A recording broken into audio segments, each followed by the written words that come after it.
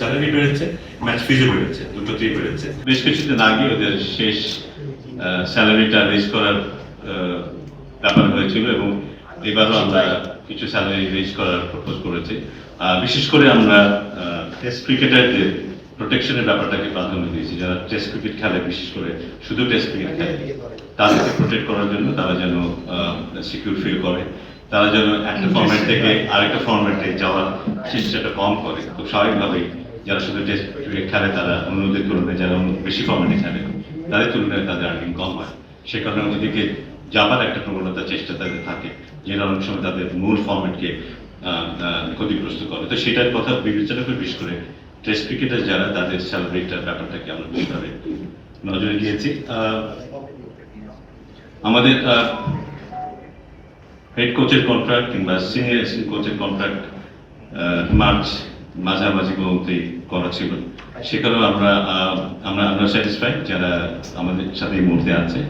তো তাদের সাথে আমরা আবার যোগাযোগ করব এবং এর বাইরেও যদি তাদের সাথে যোগাযোগ করে যদি তাদের সাথে আমরা একটা সে ধরনের আন্ডারস্ট্যান্ডিং আসতে না পারি, সেক্ষেত্রে হয়তো আমাদের বাইরে চিন্তা করতে হবে। বাট আমরা আশা করছি যে যারা আমাদের সাথে ছিলেন তাদের সাথে আমরা একটা সন্তোষজনক আলাপ আলোচনার মধ্যে এটা একটা সমাধান খুঁজে পাবো। এর বাইরেও আমাদের একজন ফিল্ডিং এর ব্যাপারটা আমরা খুব মনোযোগ দিতে চাচ্ছি। শুধু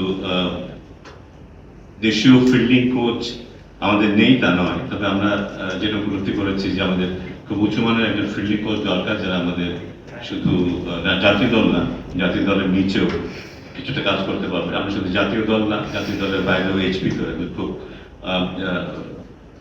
ডেভেলপমেন্ট নিয়ে কাজ করতে পারবে একজন কোচকে আমরা চাইবো। সো দুজন ফিল্ডিং কোচের কথা এসছে এবং আমরা দুজন খুব ভালো ফিল্ডিং কোচ হয়তো নেওয়ার চেষ্টা করবো। এর বাইরে দেশ জুড়ে তোলপাড় ওয়ালটন ফ্রিজ কিনে আপনিও হয়ে যেতে পারেন মিলেনিয়ার।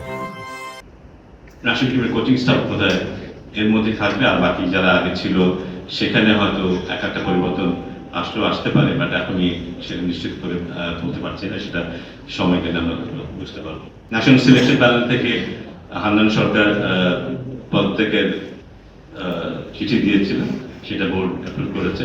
সো আমাদেরকে এখন একজন নতুন সিলেক্টর খোঁজ করতে হবে, সেটা আমরা করবো। আর মোটামুটি এটি ছিল ক্রিকেট অপারেশনসের সিদ্ধান্তগুলো আজকে বোর্ড মিটিংয়ে। এর বাইরে যেগুলো আছে এগুলো হয়তো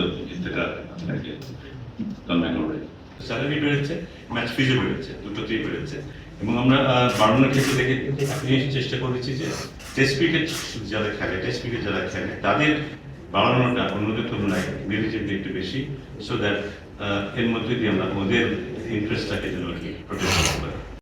আমরা খুব সুনির্দিষ্টভাবে আজকে একটা জিনিস আলোচনা করছি খুব অল্প সময়টা, যে শুধু এই বিষয় নিয়ে আমরা একদিন পুরোটা দিন আলোচনা করব, আমাদের কোনো বিষয় থাকবে না। সেই দিন আমরা শুধু জাতীয় দল নিয়ে আলোচনা করবো, জাতীয় দলে আমাদের কিভাবে কি করা উচিত, জাতীয় দলকে সাজানোর জন্য নিচে কিভাবে আমাদের সাজানো উচিত, সার্বিক ব্যাপারটাকে কিভাবে আমাদের দেখা উচিত, আর অন্য কোনো এজেন্ডা থাকবে না, শুধু জাতীয় দল নিয়ে একদিন আমরা আলোচনা করবো। এটা সবাই উপলব্ধি করছেন যে আমরা জাতীয় দলটা ভালো করা মানেই সবকিছু ঠিক থাকা। জাতীয় যদি ভালো না করে, আমরা যদি যাই করি না কেন, যতই সাকসেসের গল্প এখানে বলি না কেন, আসল কাজটা হয় না। কিন্তু জাতীয় দলকে ভালো করতেই হবে, সে কারণে সেটা নিয়ে আমরা আলাদাভাবে একটা পুরো দিন আলোচনা করবো।